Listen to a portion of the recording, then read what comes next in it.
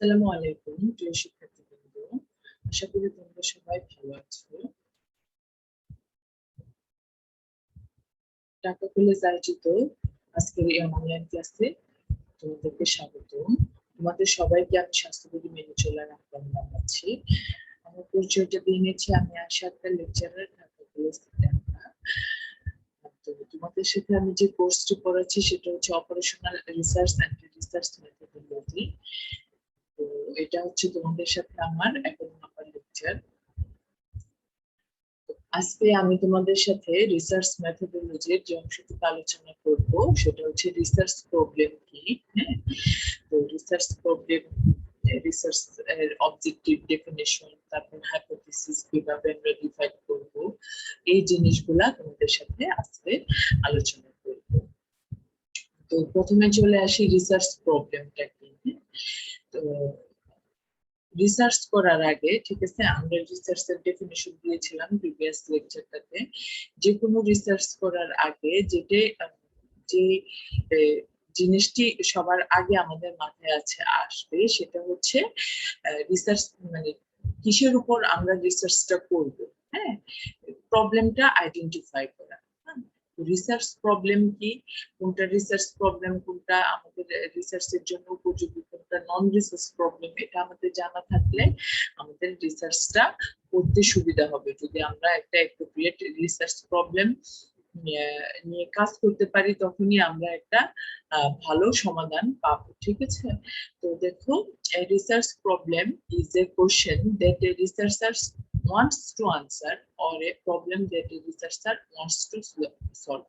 অর্থাৎ রিসার্চ প্রবলেমটা হচ্ছে একটা কোশ্চেন যেটা হচ্ছে রিসার্চার এটার উত্তর খুঁজে পেতে চায় অথবা এটার সমাধান করতে চায়। তাহলে কি, research problem is an issue or concern that an investigator or a researcher presents and justify in a research study. একটা রিসার্চ স্টাডিতে ইনভেস্টিগেটর অথবা রিসার্চার এটা উপস্থাপন করে এবং জাস্টিফাই করে। তাহলে researchable question imply the possibility of empirical investigation. এটা সবসময় এমপিরিক্যাল ইনভেস্টিগেশনের আমাদেরকে দেয়। তাহলে যেমন উদাহরণস্বরূপ, which approaches taken by American colleges are most effective in increasing the recycling rates among its undergraduating students. How are recent graduates with double measures perceived by employers in the United States? তো এই দুইটা হতে পারে এক একটা research problem, একটা উদাহরণ দিলাম। তো এখন যেহেতু আমরা রিসার্চ প্রবলেমটা জেনেছি, নন রিসার্চ প্রবলেমটা কি এটা জেনে নেই। দেখো, non researchable problems include explanations of how to do something, big propositions and value based concern. অর্থাৎ নন রিসার্চেবল প্রবলেমটা কি, এটা হচ্ছে কোনো একটা কিছু এটা কিভাবে করা হয় এটার এক্সপ্লেনেশন অথবা বিগ প্রপোজিশনস দেয় কোন একটা জিনিসের। যেমন কি, is democracy the best form of government? গণতন্ত্র কি সরকারের সবচেয়ে ভালো একটা ব্যবস্থা? Can crime B prevented? এটা কি একটা এক্সপ্লেনেশন দেয় কোন একটা জিনিসের। হ্যাঁ, এটা সঠিকভাবে ইনভেস্টিগেট করে না। হ্যাঁ, should cell phone use while driving should cell phone use while driving be banned? যখন আমরা গাড়ি চালানোর সময় সেলফোন যে ইউজ করি এটা কি আমাদের বন্ধ করা উচিত? should sex education be taught in public school? তো এগুলা হচ্ছে এক একটা নন রিসার্চেবল প্রবলেম যেগুলা হচ্ছে এক্সপ্লেন করে হাউ টু ডু সামথিং অথবা কোন বিগ প্রপোজিশন আমাদেরকে দেয়। ঠিক আছে, তো এখন আসো, এই যে আমরা একটা রিসার্চ প্রবলেম আমরা জেনেছি, রিসার্চ প্রবলেম কি, নন রিসার্চ প্রবলেম কি। তো এই যে একটা রিসার্চ প্রবলেম যে আমরা সিলেক্ট করব, criteria for selecting a good research problem. একটা গুড রিসার্চ প্রবলেম সিলেক্ট করার যে ক্রাইটেরিয়া গুলা কি কি, এখানে আমি 15টার মতো ক্রাইটেরিয়া উল্লেখ করলাম। যেমন significance to the discipline, originality, feasibility, administrative support, peer support, availability of subject. হ্যাঁ, তো এই জিনিসগুলা একটু তোমাদের সাথে আমি একটু সংক্ষেপে আলোচনা করে দিই। প্রথমত একটা গুড রিসার্চের জন্য সিগনিফিকেন্স টু দ্য ডিসিপ্লিন, অর্থাৎ কি এ problem which the researcher is selecting should have significance to the profession or discipline. হ্যাঁ, অর্থাৎ যে প্রবলেমটা রিসার্চার সিলেক্ট করবে এটা অবশ্যই ওই মানে আমাদের যে প্রফেশন অথবা যে নির্দিষ্ট ডিসিপ্লিন এটার সাথে সিগনিফিকেন্ট হওয়া লাগবে, ঠিক আছে। এটা a research problem is significant for a discipline when it is directed to develop or refine the body of professional knowledge. হ্যাঁ, তো এটা হচ্ছে significance to the discipline। এখন আসো originality কি। Every research should be new and unique in itself. Originality থাকতে হবে, যেমন প্রত্যেকটা রিসার্চই হতে হবে কি নতুন এবং একদমই unique in itself. Therefore, it is the responsibility of the researchers that innovative knowledge is used for selecting a research problem so as to extend the growth of existing body of knowledge in a profession. এটার অবশ্যই originality থাকতে হবে যাতে এটা হচ্ছে আমার জ্ঞানের নিত্য নতুন মানে বৈশিষ্ট্য, জ্ঞানের নিত্য নতুন শাখা যাতে আমাদের উপহার দেয়, ঠিক আছে। এখানে অবশ্যই ইনোভেশন থাকতে হবে। এখন আসো ফিজিবিলিটি কি। Feasibility is an essential consideration of any research project. A research should be feasible in terms of time, availability of subject, facilities, equipment, and money, and ethical consideration. হ্যাঁ, তো এই হচ্ছে ফিজিবিলিটি। এখন আসো অ্যাডমিনিস্ট্রেটিভ সাপোর্ট কি। Many researchers require administrative support. Administrative support থাকতে হবে তুমি কোনো একটা রিসার্চ করতে গেলে। Financial and psychological support is essential to conduct research. অবশ্যই এটার ফিনান্সিয়াল এবং অ্যাডমিনিস্ট্রেটিভ সাইকোলজিক্যাল সাপোর্ট থাকতে হবে একটা রিসার্চ করতে গেলে। এখন আসো পিয়ার সাপোর্টটা কি। Many research ideas have failed because the researchers did not receive in any peer support, কোন পিয়ার সাপোর্ট পায় না, ঠিক আছে। এই জন্য অনেক রিসার্চ মানে স্টাডি হচ্ছে কি ফেল হয়, ঠিক আছে। এই জন্য আমাদের অবশ্যই পিয়ার সাপোর্ট থাকতে হবে। অ্যাভেলেবিলিটি অফ সাবজেক্ট, এটা বলতে কি বোঝাচ্ছে, sometimes the potential subjects may not meet the study criteria or may be unwilling to participate in the study or may be already participating in another study. হ্যাঁ, তো এই যে আমরা যে বিষয়টা নিয়ে স্টাডি করতে যাবো, হ্যাঁ, এটা অবশ্যই অ্যাভেলেবল হওয়া লাগবে। হ্যাঁ, এটা ও অলরেডি অন্য একজন একটা ব্যক্তি এটা নিয়ে রিসার্চ করতেছে, সেম প্রবলেমটা নিয়ে এটা আমি করতেছি, এরকম হওয়া যাবে না। রিসার্চার্স 7 নম্বরে কি, রিসার্চার্স কম্পিটেন্সি। এটা দ্বারা বোঝাচ্ছে research problem can only be feasible if it is in accordance with the researchers competence. A researcher should be capable to handle a given research problem. অর্থাৎ যে রিসার্চ প্রবলেম একটা researcher যেটা নিয়ে কাজ করবে এটাকে হ্যান্ডেল করার মতো তার যোগ্যতা থাকতে হবে। হ্যাঁ, ইথিক্যাল কনসিডারেশন, এটা দ্বারা কি বোঝাচ্ছে, the research problem selected should be cleared by the ethical committee without undue hurdles. অর্থাৎ এটার অবশ্যই ইথিক্যাল কনসিডারেশন থাকা লাগবে, যে কোনো ধরনের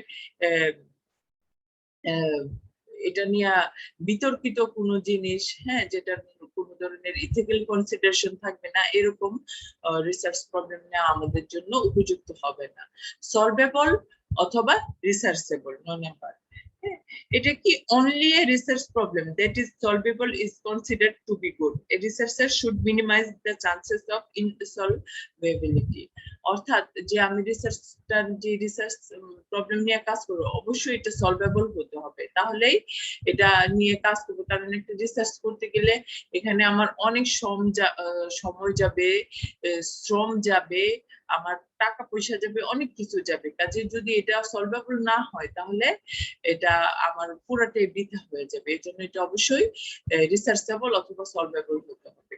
এখন আসো 10 নাম্বার কারেন্ট। কারেন্ট দ্বারা কি বোঝাচ্ছে? A good research problem must be based on the current problems and needs of the profession. Thus, the result generated will be of more use. এটা অবশ্যই কারেন্ট কোনো একটা প্রবলেম হলে ভালো হয়, তাহলেই কি এটা আমার এটার দ্বারা যে রেজাল্ট গুলা পাবো, এই রেজাল্ট গুলা আমাদের যে কারেন্ট যে প্রবলেম গুলো আছে সেটা সলভ করতে আমাদের সহায়ক হবে। এই জন্য এটা অবশ্যই কারেন্ট কোনো টপিকস এর উপর হলে ভালো হয়।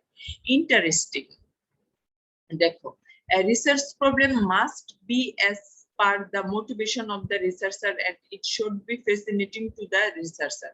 অবশ্যই এটা কোনো একটা ইন্টারেস্টিং সাবজেক্ট হতে হবে। এটা যদি রিসার্চারকে ফ্যাসিনেটিংই না করে, অর্থাৎ সে যদি এটা নিয়ে এটাতে সে যদি কোনো ইন্টারেস্টই না পায়, তাহলে এটা থেকে সে ভালো কোনো ফলাফলও পাবে না। ঠিক আছে?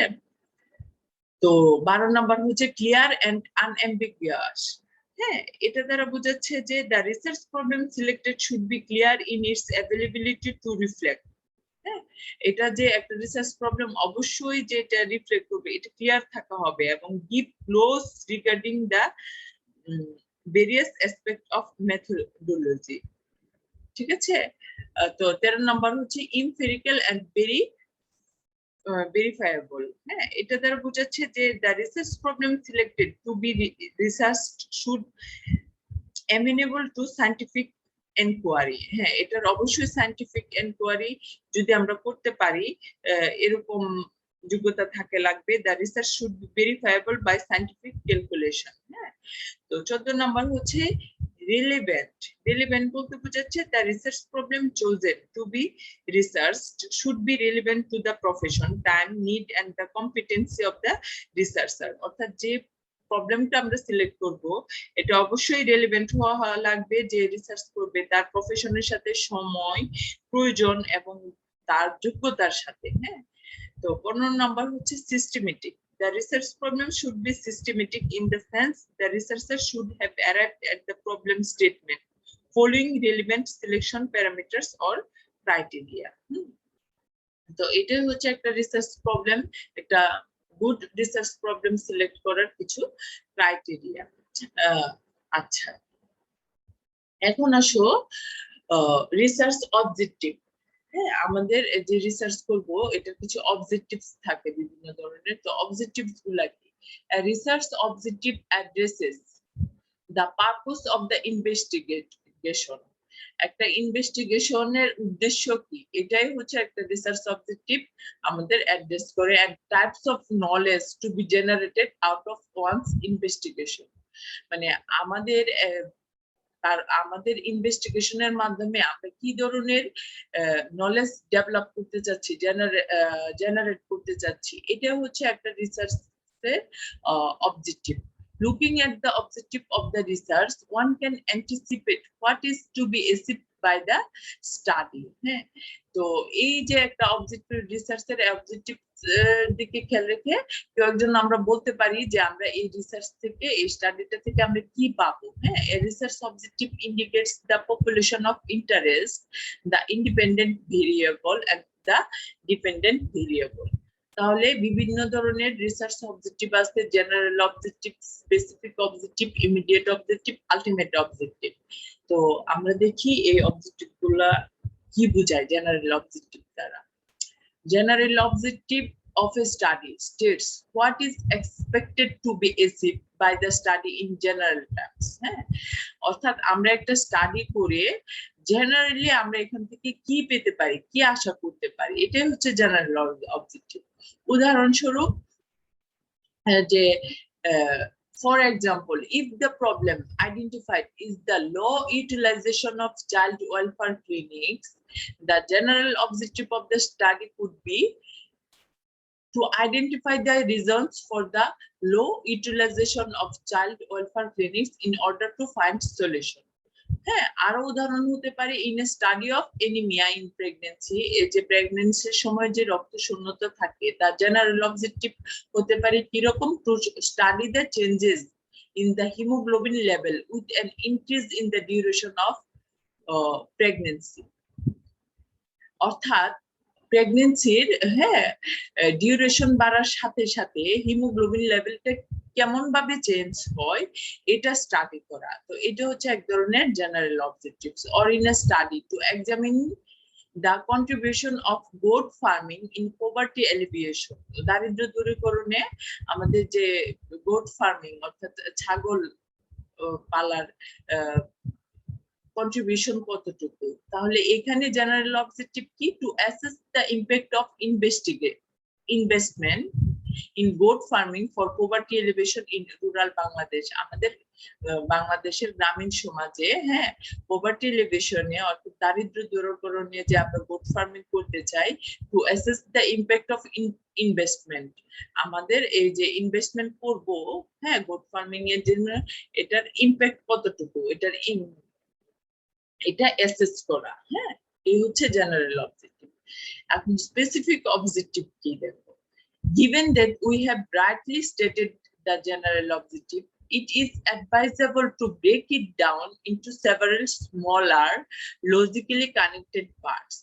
আমরা যদিও আমাদের জেনারেল অবজেক্টিভ জানি, তবুও একটা রিসার্চ ভালো করে করার জন্য আমাদের মানে আমরা যদি ওই আমাদের যে টপিকসটা আছে ঠিক আছে এটাকে যদি আমরা ছোট ছোট বিভিন্ন গ্রুপে ভাগ করি হ্যাঁ লজিক্যালি কানেক্টেড পার্টস, তখন ওই অবজেক্টিভ গুলাকে বলা হয় স্পেসিফিক অবজেক্টিভ। হ্যাঁ specific objective should systematically address the various aspects of the problem defined under the statement of the problem and the key factors that are assumed to be influence or cause the problem. হ্যাঁ তো ইয়ে হতে পারে কি দেখো, আমাদের যে উদাহরণ দিছিলাম আমরা হিমোগ্লোবিন লেভেল, ঠিক আছে, তো to assess haemoglobin levels of the pregnant women using Shahli's method to determine the changes in hemoglobin level with the duration of pregnancy, controlling for birth and parity. হ্যাঁ আমাদের বার্থ এবং parity control করার জন্য যে আমাদের প্রেগন্যান্সির duration বাড়ার সাথে যে হিমোগ্লোবিন লেভেল চেঞ্জ হয়, তো এই যে আমরা এখানে আমাদের স্পেসিফিক অবজেক্টিভ করে দিচ্ছি কি controlling for birth and parity. তো এই হচ্ছে আমার স্পেসিফিক অবজেক্টিভ। এখন আসো ইমিডিয়েট অবজেক্টিভস কি। In addition to general objective and specific objectives, a few studies, particularly evaluative studies, attempt to specify immediate objectives.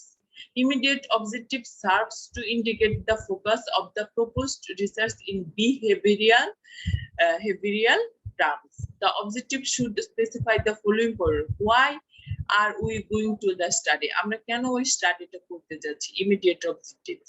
Who will conduct the study? কারা এটা study করবে? When will the study be conducted? কখন ওই স্টাডিটা conduct করা হবে? What are we going to study? আমরা কি কি স্টাডি করতে যাচ্ছি? Whom will the study cover? এই স্টাডিতে কারা কারা অন্তর্ভুক্ত হবে? হ্যাঁ, how will the study be conducted? এটা কিভাবে কন্ডাক্টেড হবে? তো এই যে আমাদের জিনিসগুলা, এটাই হচ্ছে আমাদের ইমিডিয়েট objectives. হ্যাঁ এখন আসো আলটিমেট অবজেক্টিভ কি।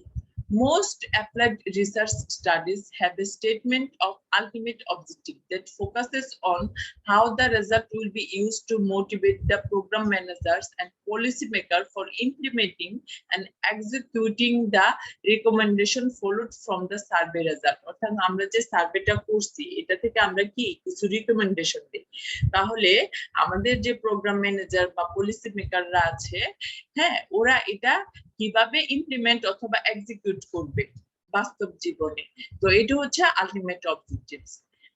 যেমন কি in the anaemia survey the ultimate objective may be stated as follows: it is expected that findings of the study will help in enhancing understanding of the effect of pregnancy on hemoglobin levels of mother and thereby guide the physicians in correct iron therapy for pregnant women during the different gestational period. অর্থাৎ প্রেগন্যান্সির যে বিভিন্ন gestational period আছে।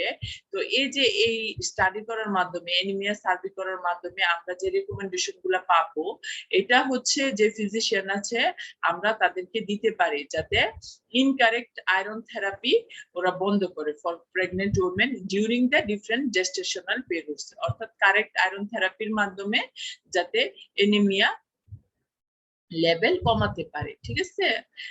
In the child nutrition survey cited above, the ultimate objectives are to highlight issue that policymakers and program managers need to address to improve the nutrition status of children in the country.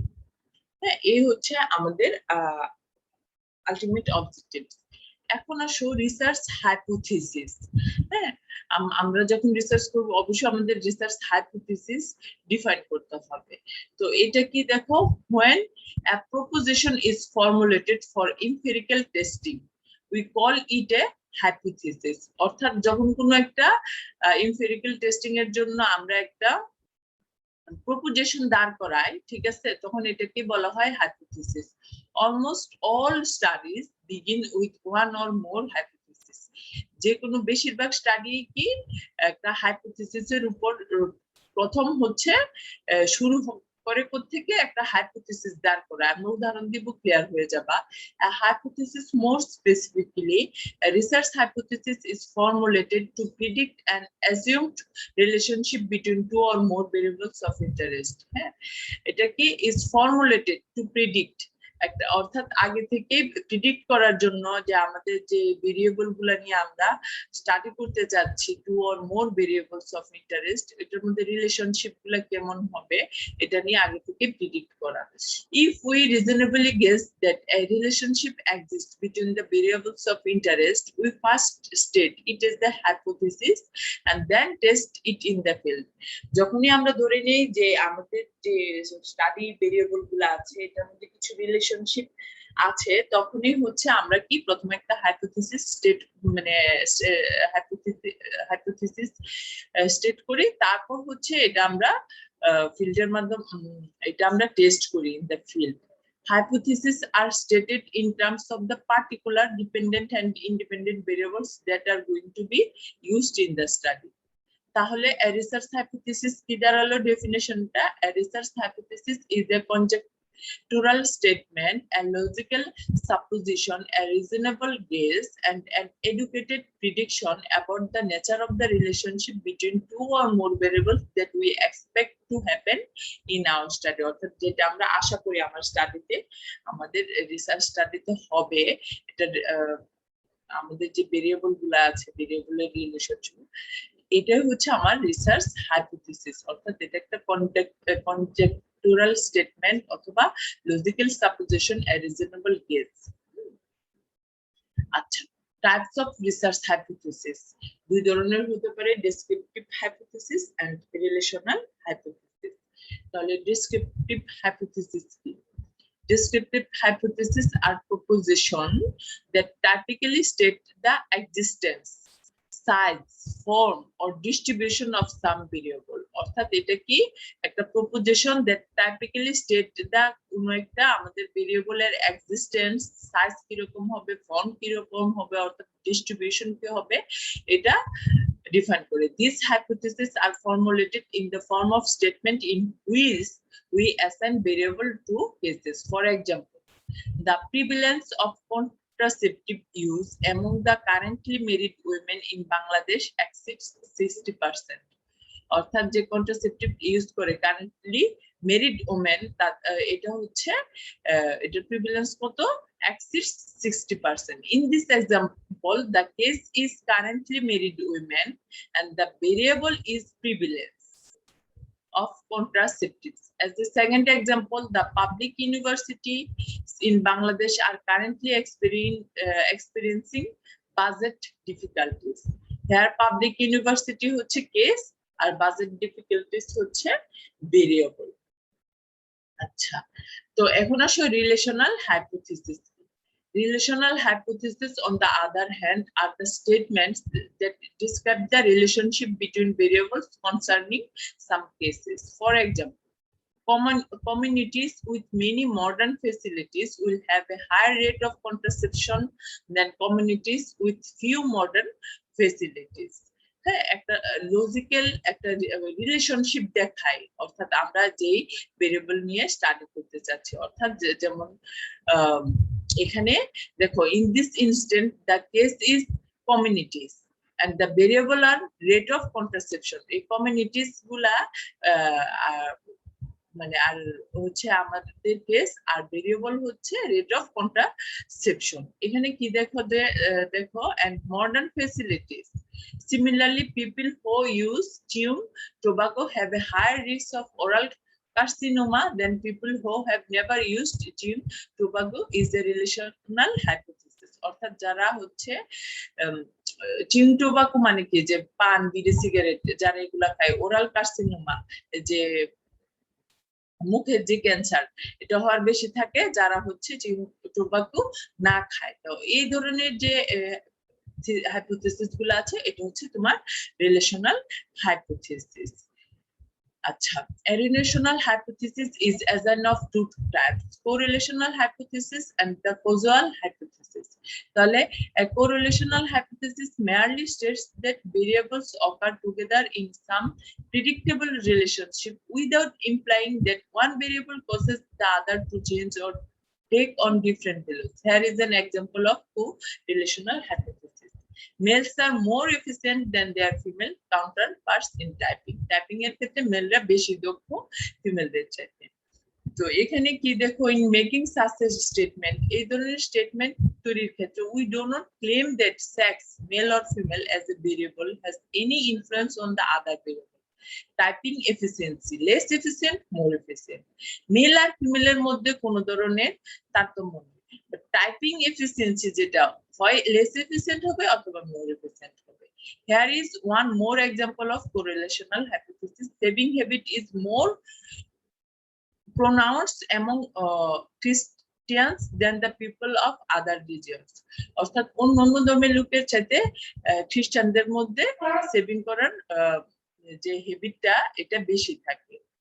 Once again, religion is not believed to be a factor in saving habits, although a positive relationship has been observed. আচ্ছা, এই হচ্ছে আমার hypothesis. এখন আমরা দেখব variables. Research যখন করব আমাদের বিভিন্ন ধরনের ভেরিয়েবলের মুখোমুখি হব। তো এগুলা যদি আমাদের ক্লিয়ারলি জানা থাকে তাহলে আমাদের বুঝতে করতে সুবিধা হবে। ঠিক আছে, দেখো, within the context of research investigation, concepts are generally referred to as variable. Research concepts গুলাই আসলে ভেরিয়েবল। যেমন a variable is, as the name applies, something that varies. আমরা জানি কি a variable হচ্ছে সেটাই that varies, a characteristics that varies, অর্থাৎ যে কোনো বৈশিষ্ট্য যদি সেটা ভেরি করে person to person, object to object, হ্যাঁ, তখন সেটাকে আমরা ভেরিয়েবল বলি। যেমন কি ইজ বয়স, হ্যাঁ, এটা ভেরি করে না, কারো বয়স এক না, কারো 10, 5, 1, 50, 60, sex, male, female, export, income, expenses, family size, country of birth, capital expenditure, এগুলো হচ্ছে কি আমার বিভিন্ন ধরনের ভেরিয়েবল এর উদাহরণ। কারণ কি এগুলো ভেরিয়েবল কি, because each of this properties varies or differs from one individual to another.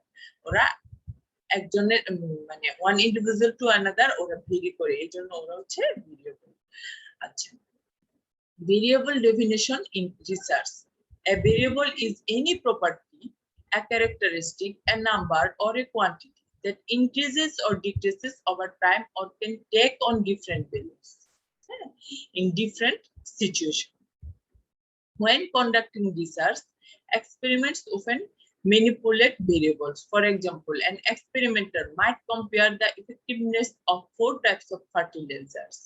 In this case, the variable is the type of fertilizer. এই যে বিভিন্ন ধরনের ফার্টিলাইজার আছে, এটা ভেরি করতেছে, এজন্য এটা হচ্ছে ভেরিয়েবল। আচ্ছা, তো বিভিন্ন ধরনের ভেরিয়েবল আছে, তো এগুলো আমরা আজকে একটু আলোচনা করব। Qualitative variable, quantitative, discrete variable, continuous, dependent, independent, background, moderating variable, extraneous, intervening suppressor variable. হ্যাঁ, তো এর মধ্যে বেশিরভাগগুলাই হচ্ছে তোমরা জানো, ভেরিয়েবল সম্পর্কে তোমরা অনেক পড়েছো, ঠিক আছে। তবুও একটু কুইক আলোচনা করব তোমাদের সাথে। আসলে প্রথমে আসো কোয়ালিটেটিভ ভেরিয়েবল কি। হ্যাঁ, qualitative variables are those that express a qualitative attribute, অর্থাৎ যেটা কি গুণগত বৈশিষ্ট্য প্রকাশ করে। যেমন কি হেয়ার কালার হতে পারে কি কালো হতে পারে, বাদামি হতে পারে, বিভিন্ন হেয়ার কালার করে মানুষ, নীল হেয়ার কালার করে, সাদা করে, ঠিক আছে, যার যেরকম ইচ্ছা। তাহলে এটা কি আমাদের একটা গুণগত বৈশিষ্ট্য প্রকাশ করতেছে। রিলিজিয়ন, হিন্দু, মুসলমান, বৌদ্ধ, খ্রিস্টান, হ্যাঁ, জেন্ডার, রেস, কেউ কালো, কেউ ফর্সা, এরকম, হ্যাঁ, সোশ্যাল স্ট্যাটাস। তো এগুলা হচ্ছে কি আমার qualitative variable. The values of a qualitative variables do not imply a meaningful numerical ordering. এটা কোনো numerical ordering আমাদেরকে দেয় না।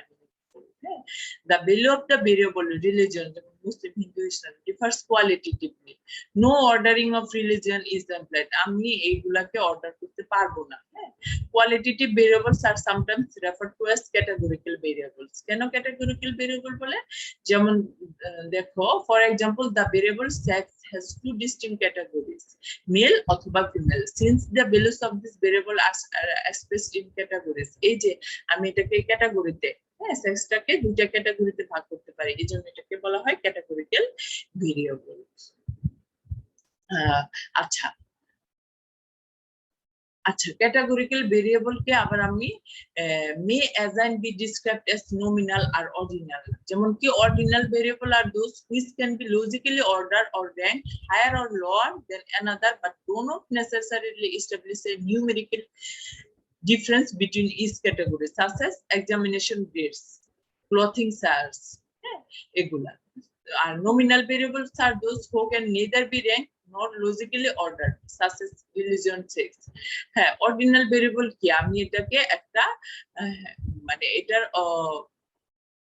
হয়তোবা পারফেক্ট নিউমেরিক্যাল ডিফারেন্সটা করতে পারবো না। যেমন লার্জের মধ্যে এক্সট্রা লার্জ, মিডিয়াম, স্মল কাপড়ের সাইজ করতে যখন দেখি, তো এটা হচ্ছে অর্ডিনাল ভেরিয়েবল। আর নমিনাল ভেরিয়েবল যেগুলো আছে এটাকে আমি কোনোভাবেই র্যাঙ্ক করতে পারবো না, লজিক্যালিও পারবো না। তাহলে a qualitative variable is a characteristic that is not capable of being measured. এটাকে আমরা পরিমাপ করতে পারবো না, but can be categorised to possess or not to possess some categories, characteristic. But এটাকে আমরা কোন একটা নির্দিষ্ট বৈশিষ্ট্য সে ধারণ করবে কি করবে না, ওর উপর ভিত্তি করে ক্যাটাগরি করতে পারবে, ঠিক আছে। এখন আসো কোয়ান্টিটেটিভ ভেরিয়েবল। আমরা জানি কোয়ান্টিটেটিভ ভেরিয়েবল হচ্ছে সেইগুলাই যেটাকে আমরা মেজার করতে পারি। হ্যাঁ, মেজার করতে পারি। তাহলে যেমন কি the age can take on different values because a person age হচ্ছে বিভিন্ন ভ্যালু নিতে পারে। যেমন কারো বয়স 20 বছর, 25 বছর, এরকম। হ্যাঁ, ফ্যামিলি সাইজ হচ্ছে কোয়ান্টিটেটিভ ভেরিয়েবল। কারো পরিবারে 2 জন সংখ্যা থাকে, 3 জন, 4 জন, 5 জন, তো এগুলো হচ্ছে আমার কি কোয়ান্টিটেটিভ ভেরিয়েবলস, ঠিক আছে। তাহলে quantitative variable is one for which the resulting observation are numeric and thus possess a natural ordering or ranking. এটাকে আমি ন্যাচারাল অর্ডারিং অথবা র্যাঙ্কিং করতে পারবো। আর কোয়ান্টিটেটিভ ভেরিয়েবল আবার দুই ধরনের, discrete and continuous. Discrete variable গুলা কোনগুলো আমরা জানি, যেগুলাকে আমরা আলাদা আলাদা ভাবে গণনা করতে পারবো। যেমন variable such as some children in a household or number of depicted item in a box are discrete variables since the possible scores are discrete on the scale. যেমন কি household could have 3 or 5 children. একটা পরিবারে 3 জন অথবা 5 জন ছেলে মেয়ে থাকতে পারে বা 4 জন, কিন্তু 4.5 চিলড্রেন থাকবে না, ঠিক আছে। তো এগুলা হচ্ছে আমার কি ডিসক্রিট ভেরিয়েবল। আর তাহলে ডিসক্রিট ভেরিয়েবল ডেফিনিশনটা কি? Discrete variable restricted to certain values easily but not necessarily consists of whole numbers such as family size, number of defective items in a box. তো আরো উদাহরণ আছে কি, the number of accidents in the 12 month, the number of mobile cars sold in a store within 7 days. এগুলো হচ্ছে আমার কিছু discrete variable এর উদাহরণ। এগুলো খুবই সহজ, তোমরা জানো। এখন আসো কন্টিনিউয়াস ভেরিয়েবলটা কি। Continuous variable is one that may take on infinite number of intermediate values along a specified interval. Intervals. তো স্পেসিফাইড ইন্টারভ্যালের মধ্যে সে ইন্টারমিডিয়েট ভ্যালুস নিতে পারে, যেমন the sugar levels in a human body, blood pressure reading, temperature, height, weight of human body, হ্যাঁ, এগুলা current ratio, earning ratio, এগুলা। No matter how close to observation might be, if the instrument of measurement is precise enough, a third observation can be found whose fall between the first two. A continuous variable generally results from measurement and can assume countless value in the specific range. একটা specific রেঞ্জে সে অগণিত সংখ্যক value নিতে পারে। তো এখন আসো dependent variable আর independent variable. আচ্ছা,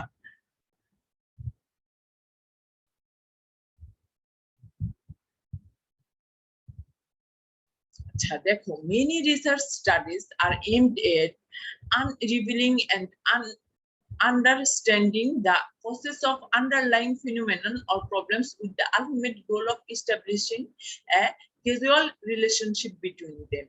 যেমন কি, low intake of food causes underweight, smoking enhances the risk of lung cancer, level of education influences job satisfaction, advertisement helps in the sales promotion. দেখো এখানে in each of the above, হ্যাঁ, example we have two variables, প্রত্যেকটাতে আমাদের দুটো, একটা হচ্ছে independent আর একটা হচ্ছে ডিপেন্ডেন্ট। যেমন কি, প্রথমটাতে low intake of food process underweight, অর্থাৎ low intake food process underweight. তাহলে লো ইনটেক ফুডটা কি, ইন্ডিপেন্ডেন্ট, স্বাধীন। আমরা যদি কম খাবার খাই তাহলে আমরা কি ওজনহীনতায়, আন্ডারওয়েটে ভুগবো। তাহলে low intake food is believed to be have caused the problem of underweight. কাজে লো ইনটেক ফুডটা হচ্ছে ইন্ডিপেন্ডেন্ট, যেটা হচ্ছে প্রবলেম অফ আন্ডারওয়েট ক্রিয়েট করে, ঠিক আছে। তাহলে এখানে আন্ডারওয়েটটা হচ্ছে ডিপেন্ডেন্ট ভেরিয়েবল, হ্যাঁ। It is thus the so-called independent variable. Underweight is the dependent variable because we believe that this problem, the problem of underweight, has been caused by the low intake of food, the factor. Similarly, smoking, dividend, and advertisement, all are the independent variables. Lung cancer, job satisfaction, sales are dependent variable. So, এখন আসো independent ভেরিয়েবলের সংজ্ঞাটা। The variable that is used to describe or measure the factor that is assumed to cause or at least to influence the problem or outcome is called independent variable. অর্থাৎ যেটা কিনা আমাদের যে একটা হচ্ছে কজ, ইন্ডিপেন্ডেন্ট ভেরিয়েবলটা হচ্ছে cause, আর dependent ভেরিয়েবলটা হচ্ছে কি, ইমপ্যাক্ট, প্রভাবটা। The definition implies that experimenter use the independent variable to describe or explain the influence or effect of it on the dependent variable. অর্থাৎ এটা ডিপেন্ডেন্ট ভেরিয়েবলকে কি ইনফ্লুয়েন্স করে অথবা এফেক্ট করে। Variability in the dependent variable is presumed to depend on variable in the independent variable. Depending on the context, an independent variable is sometimes called a independent variable ke amra onek shomoy predictor variable bolte pari, regressor, controlled variable, manipulate variable, explanatory variable, exposure variable, risk factor, ei name amra chini, thik ache। এখন আসো dependent variable. The variable that is used to be described or measure the problem or outcome under study is called a dependent variable. In a causal relationship, the cause is the independent variable, অর্থাৎ যেটা কারণ, আর ইফেক্টটা হচ্ছে আমার dependent variable. If we hypothesis the smoking causes lung cancer, স্মোকিংটা হচ্ছে আমার independent variable আর ক্যান্সারটা হচ্ছে dependent variable. A business researchers may find it useful to include the dividend in determining the share prices. Here dividend is the independent variable while the share price is the dependent variable. তাহলে dependent variable usually is the variable the researcher is interested in understanding, explaining or predicting. অর্থাৎ dependent ভেরিয়েবলটাকে আসলে researcher understand করতে চায় এবং এটাকে explain করতে চায় এবং এটা নিয়ে প্রেডিকশন করতে চায়। এই হচ্ছে আমাদের ডিপেন্ডেন্ট ভেরিয়েবল। এখন আসো আরেকটা variable, background variable. background variable. In almost every study, we collect information such as age, sex, educational attainment, socioeconomic status, marital status, religion, place of birth, and the like. These variables are referred to as background variables. অর্থাৎ আমরা যখন research করি আমরা questionnaire ready করি, ঠিক আছে? তো ওই কোশ্চেনিয়ারের উপর ভিত্তি করে আমরা ডাটা কালেকশন করি। ওখানে দেখা যায় প্রত্যেকটার ক্ষেত্রে আমরা ইনফরমেশন কালেক্ট করি, বয়স কত, সেক্স কি, এডুকেশনাল কোয়ালিফিকেশন কি আছে, তাদের ইকোনমিক স্ট্যাটাস কিরকম, মেরিটাল স্ট্যাটাস কি, মেরিট না মেরিট, রিলিজন কি। তো এই যে জিনিসগুলা এগুলাকে বলা হয় background variable. This variables are often related to many independent variables so that they influence the problem indirectly. আমাদের সে প্রবলেম গুলাকে সে ইনডাইরেক্টলি ইয়ে করে, ঠিক আছে, ইনফ্লুয়েন্স করে। hence they are called background variable। এর জন্য দেখতে বলা হয় ব্যাকগ্রাউন্ড ভেরিয়েবল, ঠিক আছে? if the background variables are important to the study, they should be measured. However, we should try to keep the number of background as few as possible in the interest of the economy. এখন আসো moderating variables.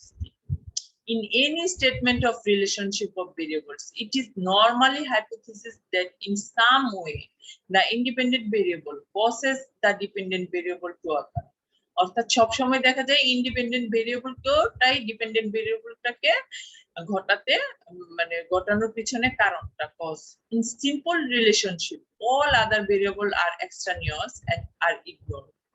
দেখা যায় simple relationship কি হয়, অন্য যে variable গুলো আছে ওগুলাকে আমরা কি এক্সট্রানিয়াস হিসেবে ধরি এবং ইগনোর করার চেষ্টা করি। In actual study situation, such a simple one-to-one relationship needs to be revised to take other variables into account to better explain the relationship. কিন্তু actual relationship টাকে এক্সপ্লেন করার জন্য আমাদের ওই যে অন্যান্য ভেরিয়েবল গুলো আছে সেটাকে আমাদের মাঝে মধ্যে স্টাডি করা দরকার। This emphasizes the need to consider a second independent variable that is expected to have a significant contributory or that effect on the originally stated dependent independent relationship. Such a variable অর্থাৎ যে second independent ভেরিয়েবলটা আছে অর্থাৎ যে কিনা মানে আমাদের প্রধান যে ইন্ডিপেন্ডেন্ট আর ডিপেন্ডেন্ট ভেরিয়েবল আছে যেটা রিলেশনশিপ আমরা দেখি ওইটাতে মানে খুব সিগনিফিকেন্ট ভূমিকা রাখে সেটাকে বলা হয় মডারেটিং ভেরিয়েবলস। উদাহরণস্বরূপ you are studying the impact of field based and classroom based training on the work performance of the health and family planning workers. You consider the type of training as the independent variable. ঠিক আছে, if you are focusing on the relationship between the age of the trainees and the work performance, you might use type of training as a moderating variable. হ্যাঁ, আমরা কি type of training এটা field based নাকি classroom based, যখন নাকি family planning ওয়ার্কারদের মধ্যে যখন training করা তখন হচ্ছে এই যে টাইপ অফ ট্রেনিংটা হচ্ছে ইন্ডিপেন্ডেন্ট ভেরিয়েবল। বাট যখন নাকি আমরা রিলেশনশিপ দেখতে যাই the age of the trainees and work performance, আমাদের যে ট্রেনি গুলো আছে তাদের এজ এবং তাদের ওয়ার্ক পারফরমেন্স ওটার মধ্যে রিলেশনশিপ দেখতে যাই তখন দেখা যায় টাইপ অফ ট্রেনিং হচ্ছে আমার হয়ে যায় মডারেটিং ভেরিয়েবল। হ্যাঁ, এখন আসো এক্সট্রানিয়াস ভেরিয়েবলটা কি। Most studies concern the identification of single independent variable and the measurement of its effects on the dependent variable, but still several variables might conceivably affect our hypothesis independent dependent variable relationship, thereby distorting the study. These variables are referred to as extraneous variable. আমরা জানি অর্থাৎ যে আমাদের hypothesis independent dependent variable আছে ওইটাকে অনেক সময় কিছু সেভারাল ভেরিয়েবল আছে যে কিনা অন্যগুলা মাঝে মধ্যে এফেক্ট করে, ঠিক আছে? তো সেই ভেরিয়েবল গুলাকে এক্সট্রানিয়াস ভেরিয়েবল বলে। যেমন কি extraneous variable are not necessarily part of the study, they exert a confounding effect on the dependent independent relationship and thus need to be eliminated or controlled for. এটা কি এটা কনফাউন্ডিং করে, ঠিক আছে? সেজন্য এটাকে আমরা সবসময় চেষ্টা করি এলিমিনেট অথবা কন্ট্রোল করতে। উদাহরণস্বরূপ কি, the concept, suppose we are interested in examining the relationship between the work status of mother and breastfeeding duration. Work status of mother, মারা কি ধরনের ওয়ার্ক স্ট্যাটাস কি, মানে কি ধরনের কাজ করে বা করে কি করে না, এবং তাদের breast feeding duration. So it is not unreasonable in this instance to presume that the level of education of mothers as it influence work status might have an impact on breastfeeding duration. হ্যাঁ, তো এক্ষেত্রে দেখা যায়, দেখো কারা কাজ করবে, কেউ কাজ করবে অথবা কেউ কাজ করবে না, এবং এটার সাথে ব্রেস্ট ফিডিং এর কি সম্পর্ক। এখন এই যে কাজ করবে কি করবে না, এটার সাথে কিন্তু এডুকেশনটাও জড়িত। বেশিরভাগ ক্ষেত্রে দেখা যায় যারা শিক্ষিত কোয়ালিফাইড পারসন, হ্যাঁ এডুকেশনালি কোয়ালিফাইড, তারাই বেশিরভাগ হচ্ছে কাজ করে। তো এই ক্ষেত্রে দেখা যায় যে এই যে আমার যে এডুকেশন, ঠিক আছে, এটাকে আমি দেখা যায় ইগনোর করতে পারতেছি না। তো এই যে এখানে education is created here as an extraneous variable. In any attempt to eliminate or control the effect of this variable, we may consider this variable as a confounding variable. অর্থাৎ আমরা যদি কি এটাকে এলিমিনেট অথবা কন্ট্রোল করতে চাই, তখন সেটাকে আমরা কি কনফাউন্ডিং ভেরিয়েবল হিসেবে ধরি। এখন আসো ইন্টারভেনিং ভেরিয়েবলটা কি।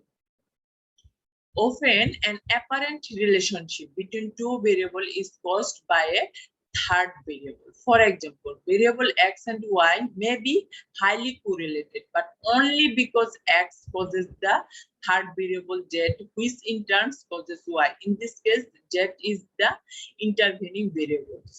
হ্যাঁ, দেখো উদাহরণস্বরূপ কি, in the work status and breastfeeding relationship, we might view motivation or counseling as the intervening variables. হ্যাঁ, এখানে দেখা যায় যে মোটিভেশন অথবা কাউন্সেলিংটা ইন্টারভেনিং ভেরিয়েবল হিসেবে কাজ করে। and intervening variables theoretically affects the observed phenomena but cannot be seen, measured or manipulated directly. এটাকে হচ্ছে সরাসরি আমরা সিন করি না বা মেজার করি না, বা এটা সরাসরি ম্যানিপুলেট করে না আমাদের স্টাডিটাকে। its effect can only be inferred from the effects of the independent and moderating variables on the observed phenomena. এখন আসো suppressor variable.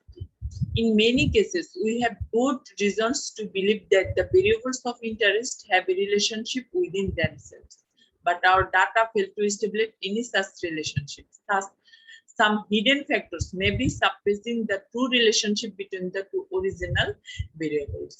হ্যাঁ, কিছু কিছু ফ্যাক্টর থাকে যেটা হচ্ছে সাপ্রেস, অর্থাৎ চাপা থাকে। আমাদের যে অ্যাকচুয়াল ভেরিয়েবল গুলো আছে, অরিজিনাল ভেরিয়েবল গুলো আছে, এটার যে রিলেশনশিপ গুলার পিছনে ওদেরও ভূমিকা থাকে। Such a factor is referred to as suppressor variable because it suppresses the actual relationship between the other two variables. The suppressor variable suppresses the relationship by being positively correlated with one of the variables in the relationship and negatively correlated with the other. The true relationship between the two variables will reappear when the suppressor variable is controlful. উদাহরণস্বরূপ, low age may pull education up but income down. Low age education ke up kore but income ke down kore. In contrast, a high age may pull income up but education down, effectively cancelling out the relationship between education and income unless age is controlled.